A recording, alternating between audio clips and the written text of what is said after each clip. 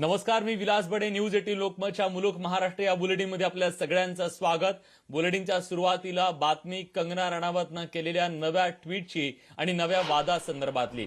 कंगना रणावतची ट्विटची मालिका काही केल्या थांबत नाहीये आणि आता कंगना दिवसेंदिवस आपली पातळी सोडतीये का असा प्रश्न निर्माण झालाय. त्याचं कारण म्हणजे कंगनानं पुन्हा एकदा मराठीत एक ट्विट लिहिलेलं आहे आणि यात मुख्यमंत्री उद्धव ठाकरेंना रावणाच्या रूपात दाखवण्यात आलंय. त्यामुळे कंगना नौटंकीपर्यंत पोहोचलीये का असा प्रश्न निर्माण झालाय. दरम्यान कंगनाला भाजपनं राजकीय पाठिंबा जाहीर केल्यानंतर आता उद्या कंगना राज्यपाल भगतसिंग कोश्यारी यांची भेट घेणार आहे. त्यामुळे कंगनाचं ट्विटची मालिका सुरू आहे. कंगनानं काय ट्विट केलेलं आहे आणि या ट्विटमध्ये ती काय म्हणतेय जाणून घेऊया.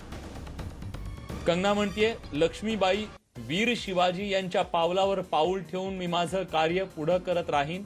जरी त्यांनी मला घाबरवण्याचा प्रयत्न केला तरीही मी धैर्यानं पुढे जात राहीन. जय हिंद, जय महाराष्ट्र. पहिल्यांदाच तिनं मराठीतून हे ट्विट केलेलं आहे. दरम्यान या सगळ्या संदर्भात अधिक माहिती देण्यासाठी अद्वैत मेहता आपले प्रतिनिधी आता आपल्या सोबत आहेत. अद्वैत, नेमकं काय म्हणायचं? शिवसेनेनं आता या सगळ्याबद्दल वाद संपला असं म्हणून काहीसं दोन पावलं मागे यायची भूमिका घेतली, पण कंगनाची मात्र या वादावर पडदा टाकायची कुठली भूमिका दिसत नाहीये. विलास, अगदी बरोबर आहे. आपण जर बघितलं तर कंगना जेव्हा मुंबईमध्ये येणार असं म्हटलं होतं आणि त्यानंतर शिवसेनेनी सांगितलं होतं की कसं ती येते आम्ही बघू. त्यानंतर तिनं आव्हान दिलं होतं ट्विटच्या माध्यमातून की उखाडलो क्या उखाड नाही. आणि आपण बघितलं तर तिच्या अनधिकृत बांधकामाचं निमित्त काढून ते उखडण्यात आलं आणि सामनामधून उत्तर देण्यात आलं की उखाडलो म्हणून. त्याच्यानंतर जर आपण पाहिलं की ती आली, त्याच्यानंतर जो काही सगळा प्रकार घडला, पण कुठंतरी जुनं जे प्रकरण आहे अध्ययन सुमनच्या निमित्ताचं त्याची देखील चौकशी करणार, ज्याच्यामध्ये आरोप होतोय कंगनावरती की तिनं ड्रग्ज दिल्याचा. त्याच्यामुळे कुठंतरी कंगनाला डिवचण्याचा प्रयत्न देखील होतोय. जरी संजय राऊत किंवा हे म्हणत असते की कंगना विषय आमच्यासाठी संपलेला आहे, कारण ज्येष्ठ नेते शरद पवार यांनी देखील नाराजी व्यक्त केली होती की गरज नव्हती तिला महत्व देण्याची, किंवा ह्या प्रकरणाचा महापालिकेशी संबंध आहे, सरकारशी संबंध नाही, असं म्हणून त्यांनी कुठेतरी हात झटकण्याचा प्रयत्न देखील केला. त्यामुळं निश्चितपणे उद्धव ठाकरे यांची कोंडी करण्याचा हा प्रयत्न आहे. आणि दुसरीकडे बिहारची निवडणूक देखील आहे. त्यामुळे कुठेतरी बिहारची निवडणूक होईपर्यंत आणि मुंबई महापालिकेची निवडणूक जशी जवळ येईल तोपर्यंत काही ना काहीतरी करून उद्धव ठाकरे यांना कोंडीत. हा संघर्ष जो आहे तो अधिक वाढत जाणार आहे. नक्कीच धन्यवाद तुम्ही दिलेल्या सगळ्या सविस्तर माहितीबद्दल. यानंतरची बातमी आहे, कंगना रणावतचा जो वाद आहे तो आता महाराष्ट्रापुरता मर्यादित राहिलेला नाहीये, तो थेट अयोध्येपर्यंत जाऊन पोहोचलेला आहे. आणि या वादात आता विश्व हिंदू परिषद आणि हनुमानगडीच्या महंतांनी सुद्धा उडी घेतलेली आहे. महाराष्ट्राचे मुख्यमंत्री उद्धव ठाकरे यांना अयोध्येत यायला आता मनाई करण्यात आल्याचं विश्व हिंदू परिषद आणि हनुमानगडीच्या महंतांनी म्हटलेलं आहे. उद्धव ठाकरेंनी अयोध्येत येऊ नये, त्यांचं स्वागत होणार नाही, उलट त्यांना विरोध होईल असा इशारा विश्व हिंदू परिषदेनं दिलाय. इतके दिवस केवळ भाजप विरुद्ध शिवसेना असा संघर्ष होता, तो आता हिंदुत्ववादी संघटना विरुद्ध शिवसेना असा होतोय का असा सुद्धा प्रश्न निर्माण झालाय. अयोध्येत आल्यास उद्धव ठाकरेंना विरोध केला जाईल असं म्हणत विश्व हिंदू परिषदेनं काय इशारा दिलेला आहे आपण एक नजर टाकूयात. मुख्यमंत्री उद्धव ठाकरेंनी यापुढे अयोध्येत येऊ नये, जर ते इथं आलेच तर त्यांचे कोणतंही स्वागत होणार नाही, उलट त्यांना या ठिकाणी विरोध पत्करावा लागेल अशी भूमिका व्हीएचपीने घेतलेली आहे.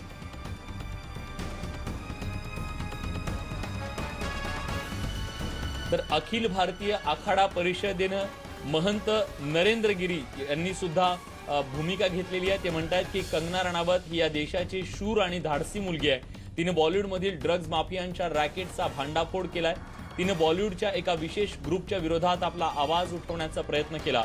त्यामुळे काही बॉलिवूड माफिया नव्हे तर सरकारही घाबरू नये. त्यामुळे उद्धव ठाकरेंनी यापुढे अयोध्येत येऊ नये अशा प्रकारचा इशारा सुद्धा त्यांनी दिलेला आहे. त्यामुळे हा सगळा वाद अगदी टोकाला पोहोचतोय.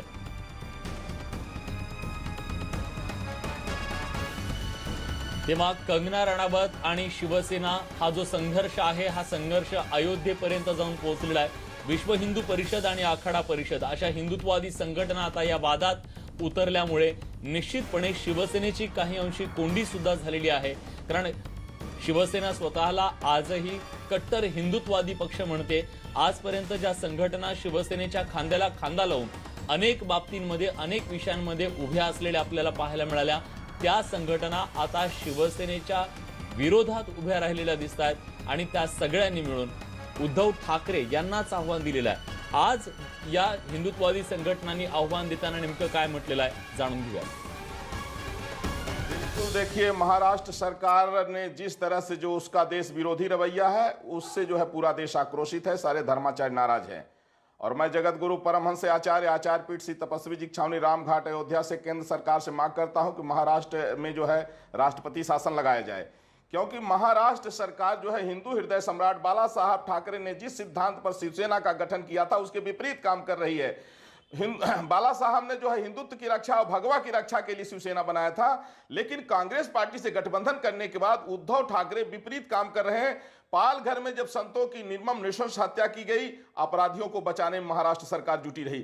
सुशांत केस के हत्यारों को बचाने में जो है महाराष्ट्र सरकार जुटी रही। और इसके बाद में कंगना ने जब आवाज उठाया सुशांत केस के लिए जो है सीबीआई जांच की मांग की, तो कंगना का घर गिराया गया। यहां तक कि संजय राउत ने इतने शब्दों का प्रयोग किया जिसको कहा नहीं जा सकता है। उस देश की बेटी के साथ जिस तरह से अत्याचार शिवसेना कर रही है, इसके बाद में जो है नेवी ऑफिसर के ऊपर जिस तरह से शिव सैनिकों ने जानलेवा हमला किया, तो शिवसेना पर आप शिवसेना नहीं राक्षस सेना हो गई है, देश विरोधियों की सेना हो गई है। और अगर उद्धव ठाकरे दोबारा अगर अयोध्या आने का दुस्साहस करेंगे तो हम साधु संत मात्र रोकेंगे नहीं, बल्कि लाठी डंडों से मार मार करके शिव सैनिकों को भगाएंगे। शिवसेना अब शिवसेना नहीं राक्षस सेना बन चुकी है। और जिस तरह से शिवसेना पार्टी का देश विरोधी कार्य है, पूरा देश इससे आहत है। वहां संतों की हत्या हो रही है, वहां जो है तो नारियों का अपमान हो रहा है महाराष्ट्र सरकार में। दुसरीकडे शिवसेनेच्या विरोधात नवा मुद्दा तापू लागलाय। मुंबईमध्ये काल आपण बघितलं की माजी नौदल अधिकाऱ्याला शिवसैनिकांनी मारहाण केली आणि त्या सगळ्या आरोपींची आज जामिनावर सुटका करण्यात आली। त्या विरोधात भाजपचे नेते आक्रमक झालेत। या प्रकरणी भाजपनं आज मुंबईत ठिय्या आंदोलन केलं। मात्र आरोपींवर योग्य कारवाईचं आश्वासन मुख्यमंत्री गृहमंत्री अनिल देशमुख आणि सह आयुक्त विश्वास नांगरे पाटील यांनी दिलं। त्यानंतर भाजपनं हे आंदोलन स्थगित केलं। मुख्यमंत्री उद्धव ठाकरेंविरोधात आक्षेपार्ह पोस्ट फॉरवर्ड केल्याच्या रागातून मालाडमध्ये माजी नौदल अधिकाऱ्याला शिवसैनिकांनी बेदम मारहाण केली। ही सगळी मारहाण सीसीटीव्ही कॅमेऱ्यात सुद्धा कैद झाली। या अधिकाऱ्याच्या डोळ्याला सुद्धा मार लागला। मदन शर्मा सध्या रुग्णालयात उपचार घेत आहेत। मालाडच्या खासगी रुग्णालयात भाजप नेते किरीट सोमय्या आणि अतुल भातखळकर यांनी जाऊन त्यांची भेट घेतली। मदन शर्मा यांच्या तक्रारीनंतर 6 शिवसैनिक आणि पदाधिकाऱ्यांना अटक करण्यात आली होती।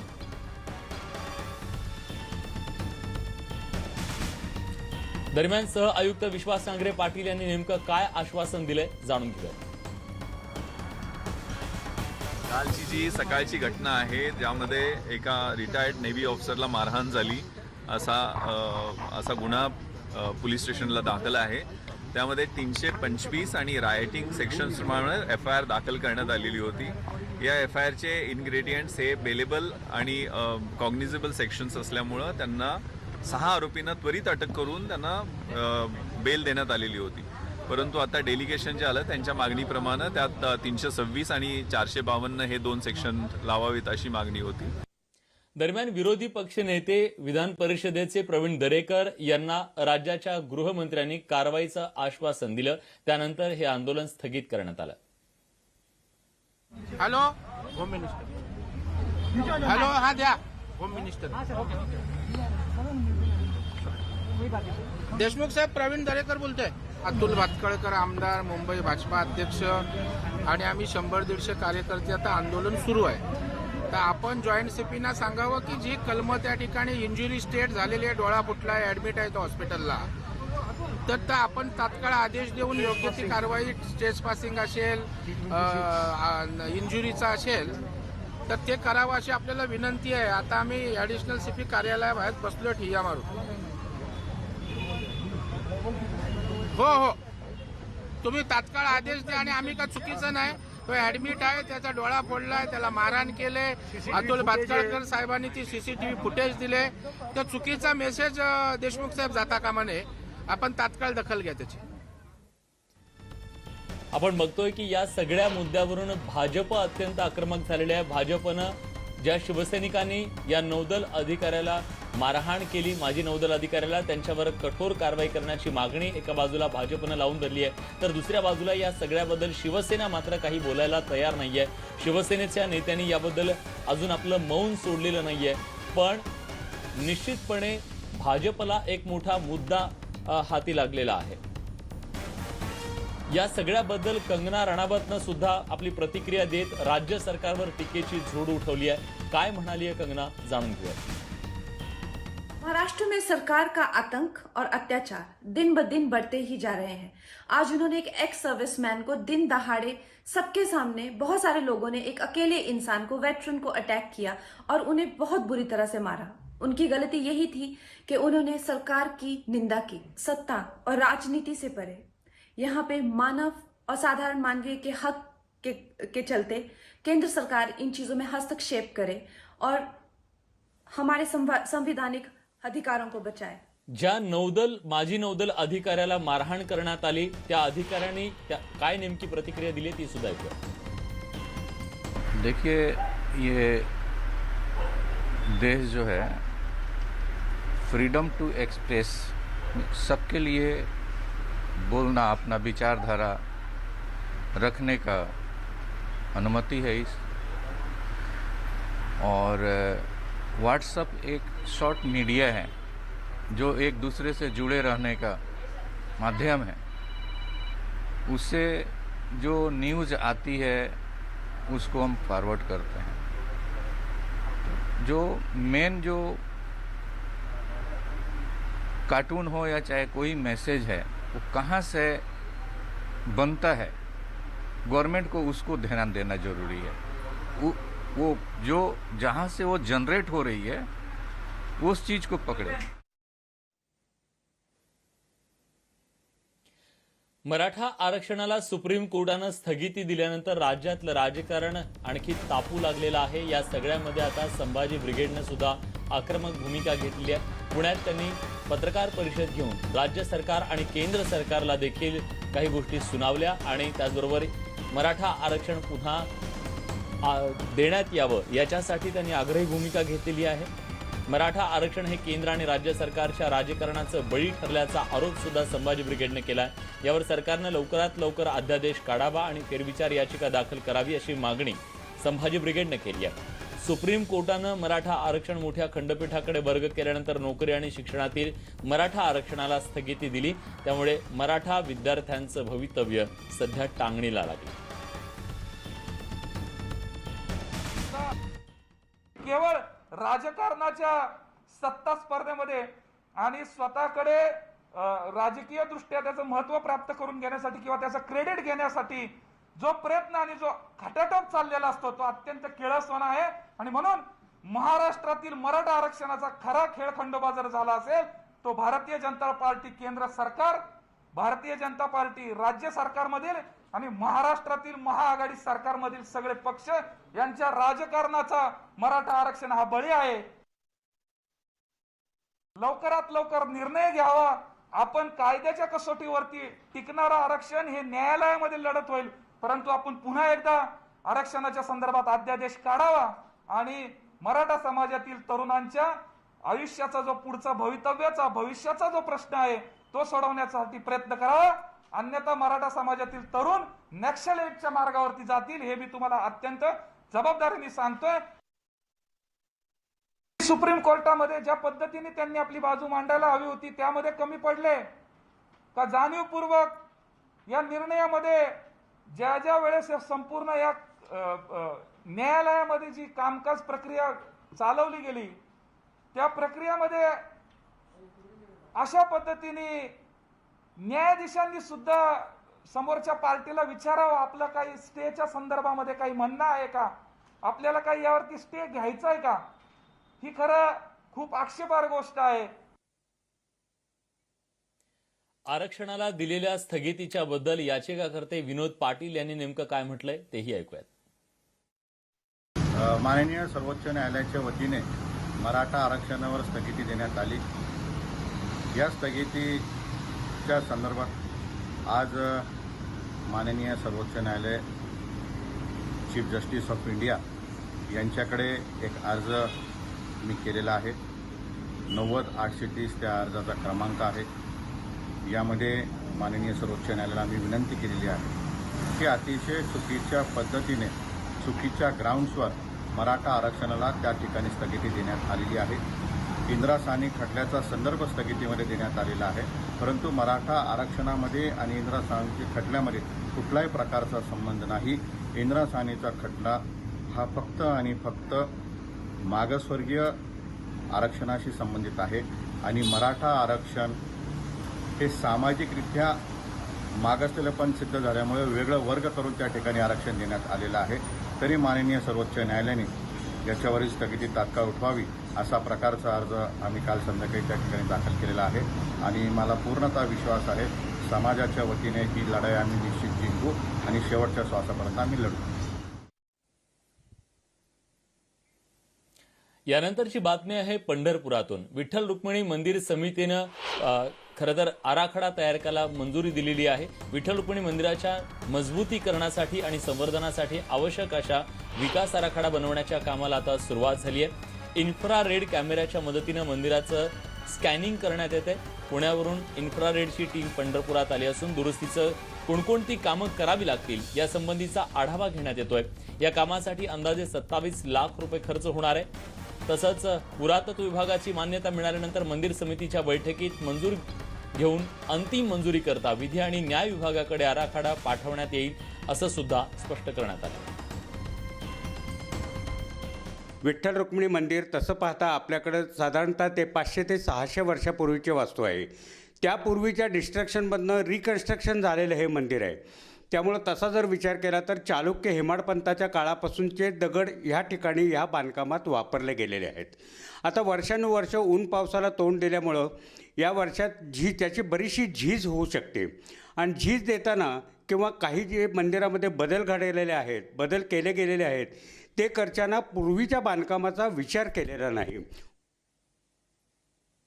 यानंतरची बातमी आहे लातूरमधून.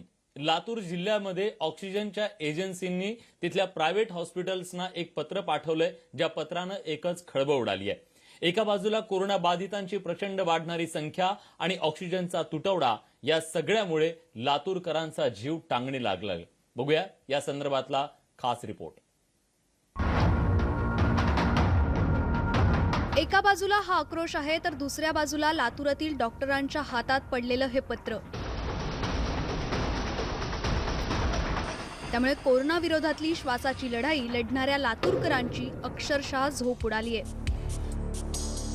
लातूर जिल्ह्याला ऑक्सिजनचा पुरवठा करणाऱ्या एजन्सीनं डॉक्टरांना हे पत्र पाठवून स्पष्टपणे सांगितलंय की ऑक्सिजनचा पुरवठा बंद झाल्यास उद्भवणाऱ्या परिस्थितीला आम्हाला जबाबदार धरू नका. पण या पत्रानं जिल्ह्यातल्या ऑक्सिजनच्या तुटवड्याचं विदारक वास्तव समोर आलंय. आम्हाला ऑक्सिजनचा एकदम ॲक्यूट तुटवडा निर्माण झाल्यामुळं आम्हाला भीती वाटायला लागली की इथून पुढे पेशंट ॲडमिट करायचे किंवा काय. कारण आमची सध्याची रिक्वायरमेंट जी आहे दररोज जवळपास 80 ते 90 सिलेंडर डेली लागायला लागले आणि सप्लाय जवळपास 40 ते 50 सिलेंडरचा होतोय.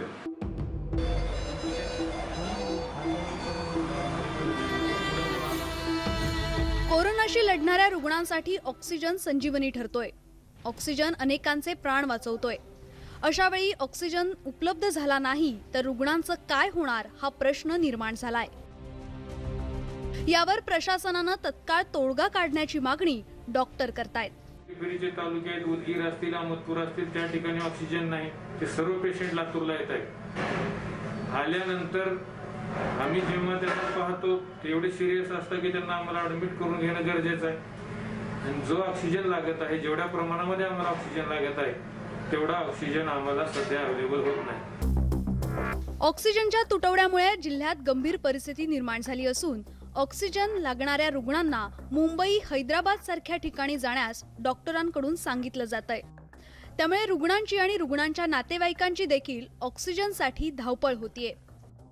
तिथं ऑक्सिजनाची सोयी नाही डॉक्टर साहेबांची म्हणते तर डॉक्टर साहेबांनी सांगितले, मी कलेक्टरला बोलले, पालकमंत्र्यांना बोलले, अध्यक्षाला चौकट बोललेलं आहे. तर तुमच्या लीगला काही करता येईल तुम्हाला सांगितलं. साहेब मी एक राजकारणी असलं मी करू शकतो, सर्वसाधारण गरीब जे पेशंट असते त्याला काय करणार आहे. सगळीकडे ऑक्सिजनची डिफिशियन्सी असल्यामुळे, सिलेंडरची डिफिशियन्सी असल्यास, स्कॅरसिटी असल्यामुळे फार काही गोष्टींना आम्हाला सामोरे जावं लागत आहे. आता इथं 90% ऑक्सिजनची त्यांची जे लेवल गेलेली आहे तिथून पण सर म्हणतात की इथं ऑक्सिजनची कमी, सिलेंडरची कमी भासत असल्यामुळे तुम्हाला आणखीन काही क्रिटिकल गोष्टी जर न्यू इमर्जन्सी झाले तर आम्हाला पुढे तात्काळ हलवावं लागेल. कोरोनाशी दोन हात करण्यासाठी डॉक्टर्स शर्थीचे प्रयत्न करतायत, पण रुग्णांना ऑक्सिजन मिळत नसेल तर गुदमरणाऱ्या श्वासांना जबाबदार कोण असा प्रश्न विचारला जातोय. नितीन भणसवडेसह bureau report, news 18 Lokmat, Latur. News 18 Lokmat कालपासून महाराष्ट्रातल्या ऑक्सिजनची नेमकी समस्या काय आहे आणि त्याचं वास्तव महाराष्ट्राच्या समोर मांडतंय. आता या सगळ्याची दखल घेत राज्याच्या आरोग्यमंत्र्यांनी आता कारवाईचे आदेश देत राज्यामध्ये ऑक्सिजन गॅस आत्मनिर्भरतेचा जालना पॅटर्न राबवणार असल्याची घोषणा केलेली आहे. त्यामुळे स्वाभाविकपणे महाराष्ट्राचा एका बाजूला श्वास गुदमरत असताना आता राज्य सरकारकडून ऑक्सिजनची उपलब्धता करून देण्यासाठी नेमकी काय पावलं उचलली जातात हे पाहणं तितकंच महत्त्वाचं असणार आहे. राजेश टोपेंनी आश्वासन दिलंय, पण हा ऑक्सिजनचा आत्मनिर्भर जालना पॅटर्न महाराष्ट्रात किती यशस्वी होतं हे पाहणंही तितकंच महत्त्वाचं असेल. सार्वजनिक आरोग्य विभागाच्या 200 खाटांच्या वर असणाऱ्या प्रत्येक रुग्णालयामध्ये लिक्विड ऑक्सिजनचा प्लांट उभा करण्याच्या संदर्भात इथल्या स्थानिक प्रशासनाला कळवण्यात आलेलं आहे. मग त्यामध्ये कलेक्टर्सला सांगून DPCतून फंड्स घ्या, अन्यथा आमच्या विभागातून फंड्स दिले जातील. परंतु आता जुन्या पद्धतीच्या ऑक्सिजन सिलेंडरवर निर्भर राहून चालणार नाही. ऑक्सिजनची डिमांड खूप वाढलेली आहे, त्यामुळे लिक्विड ऑक्सिजनचे प्लांट्स प्रत्येक जिल्हा रुग्णालयामध्ये टाकलेच पाहिजे. सुशांत सिंग राजपूत आत्महत्या प्रकरणावरून सुरू झालेला तपास आता ड्रग्ज कनेक्शनच्या भोवती केंद्रित झालेला दिसतोय आणि या संदर्भात NCBनं गोव्यामध्ये छापे टाकलेले आहेत आणि या छापेमारीत मोठं यश आल्याचं सुद्धा समोर आलंय. मुंबईतला मोठा ड्रग्ज डीलर पेडलर कमरजीतला NCBनं अटक केली आहे. त्यामुळे बॉलिवूडमधील अनेक बड्या हस्तींपर्यंत पोहोचण्यात NCBला आता यश येऊ शकतं. कैजानला अटक केल्यानंतर अनुज केशवानीची चौकशी करण्यात आली. यानंतर NCB अनेक ठिकाणी छापेमारी सुरू केली. त्यामुळे यात 7 जणांना अटक करण्यात आली. त्यात करमजीतचा सुद्धा समावेश आहे. याबद्दल अधिक माहिती देण्यासाठी उदय जाधव आपले प्रतिनिधी आपल्यासोबत आहेत.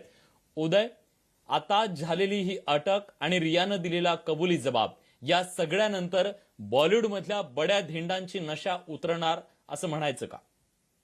अगदी बरोबर आहे. बॉलिवूडचीच एकूण नशा उतरेल असं एकूण चित्र निर्माण झालेलं आहे. शौविक चक्रवर्ती आणि रिया चक्रवर्ती यांनी जी काही जबाबदारी दिलेली आहे त्यानुसार NCBने मुंबई आणि गोव्यामध्ये अनेक ठिकाणी छापामारी सुरू केलेली आहे. त्यामुळे त्यांनी आतापर्यंत 2 मोठ्या ट्रक पेडलरला अटक केलेली आहे. या 2 ट्रक पेडलर्सकडनं बॉलिवूडच्या काही बड्या कलाकारांची नावं देखील समोर येण्याची शक्यता आहे. जवळपास 8 कलाकारांची नावं ही NCBकडे आहे. त्या संदर्भात व्हेरीफाय करणं आणि त्यावर क्रॉस करून त्या सर्व कलाकारांची देखील चौकशीसाठी बोलवण्यात येऊ शकते अशी देखील माहिती NCBच्या सूत्रांकडून दिली जाते. मात्र NCB आता मुंबई आणि गोव्यामध्ये मोठ्या प्रमाणात जे ड्रग सप्लाय आहेत मोठे एजंट त्यांना पकडण्याचं सत्र जे आहे ते सुरू केलेलं आहे. विलास, धन्यवाद उदय, तुम्ही दिलेल्या सगळ्या सविस्तर माहितीबद्दल. भाजपचे विधान परिषदेचे आमदार गोपीचंद पडळकर हे कोरोनामुक्त झाले आणि हॉस्पिटलमधून बाहेर आल्यानंतर त्यांच्या शेकडो समर्थकांनी त्यांच्यावर तब्बल 100 पोती फुलांचा वर्षाव केला. खरं तर धक्कादायक म्हणजे एकाही समर्थकांना यावेळी मास्क घातलेला नव्हता आणि सोशल डिस्टन्सिंगचा तर पूर्णपणे फज्जा उडालेला दिसला. गोपीचंद पडळकर यांना अधिवेशनाच्या दिवशी कोरोनाचा संसर्ग झाला. यानंतर पडळकर यांनी पंढरपुरात येऊन एका हॉस्पिटलमध्ये उपचार घ्यायला सुरुवात केली. पडळकर यांना कोरोनाची लक्षणं नव्हती, पण तरी देखील कार्यकर्त्यांनी अशा प्रकारे आनंद साजरा करताना नियमांचं पालन करणं गरजेचं होतं. पण त्यांच्या समर्थकांना या सगळ्याचं आनंदात भान राहिलं नाही असंच म्हणावं लागेल.